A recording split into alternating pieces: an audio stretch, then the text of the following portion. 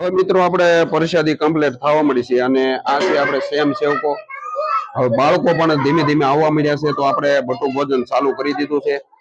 તો મારા વાલા બગાડ નો થાય પ્રસાદીનો, ભલે 2 વાર ની 3 વાર પાછું હાલવાનું, તો ખાસ ધ્યાન રાખજો, પ્રસાદ નો બગાડ ન થાય એટલું ધ્યાન રાખજો.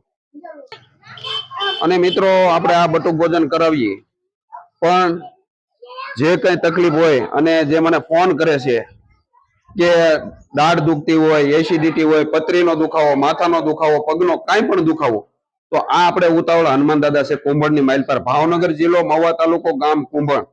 તો ત્યાં આપણે આ બટુક ભોજન કરાવીએ છીએ. તો તકલીફ મટી જાય, જે ફૂલની તો ફૂલની પાંખડી આપે છે એ નિમિત્તે આપણે જે આ ઉતાવળા હનુમાન દાદાના સાનિધ્યની માઇલ પર આપણે બટુક ભોજન કરાવીએ છીએ. હવે આ નાના નાના બાળકોને આપણે બટુક ભોજન કરાવીએ છીએ. પ્રસાદી કોઈ વેરતા નહીં હો, ખાવી એટલે લેજો, બગાડતા નહીં, પાછી જોવે ને તમ તાર કહેજો.